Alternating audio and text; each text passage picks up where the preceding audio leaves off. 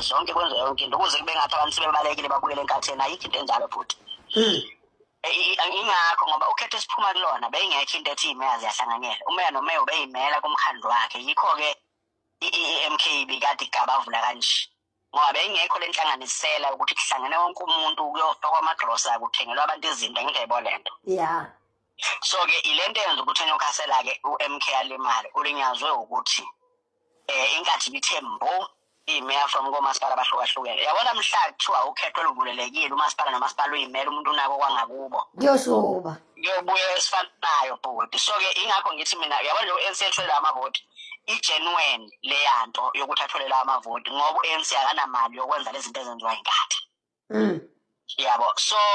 uma kungathiwa siba nokhetho oluvulelekile futhi la khona umuntu eyimela khona hayi futhi MK isazowadla amahlanga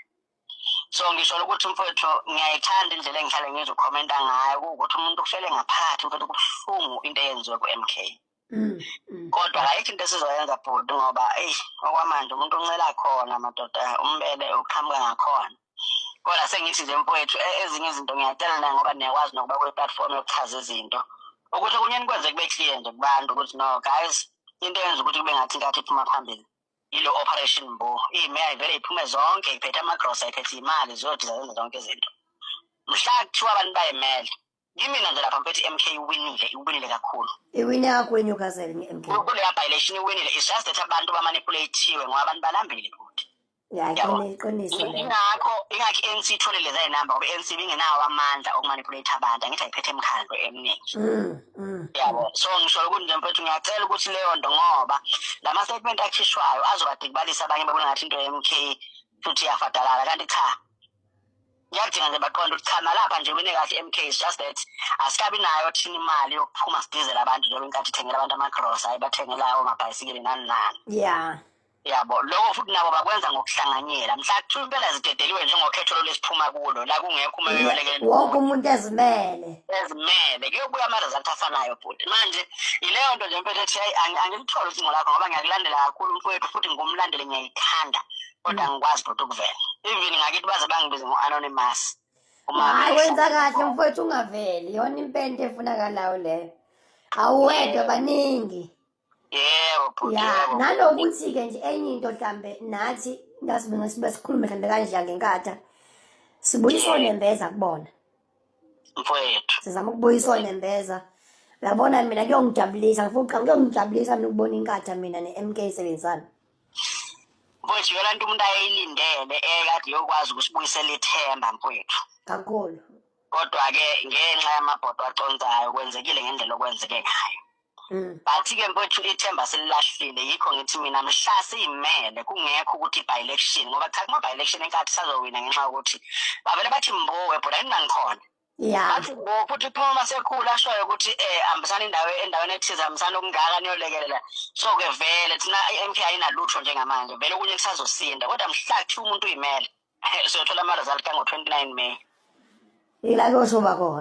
ila kuyoshuba khona uyabona uma ngayikuthiwa lolu khetho ngoba kuwumthandazo wami futhi ngiyamkhola uNkulunkulu uyangizwa akazangiphoxa uma ngathiwa lolu khetho ngempela ngelinye ilanga liqala phansi ngenxa lama-case angenayo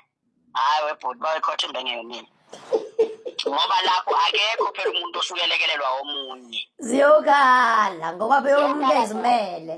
ziyokhala mfowethu futhi-ke phela ngithi siyayisebenza thina le nto siyisebenza syndicate inkinga ukuthi asikwazi ukuqhamuka ngoba siyolamba bhuti hayi ngingavuma ecashane ngampela kwamanje nindlela akundleka khona kunjalo hayi baningi ukhona nje nomunye ofunaye owazi wathi hayi bafowethu nishaya kancane mkhomo ngoba futhi sisadla la enkathini kodwa kahle kahle mfowethu siwumkhonto kunjalo bhuti hayi baningi phela bawumkhonto kunjalo bhuti angithi yabo njengoba mina ngithintiswa ukuthi ngiyafisa ukuthi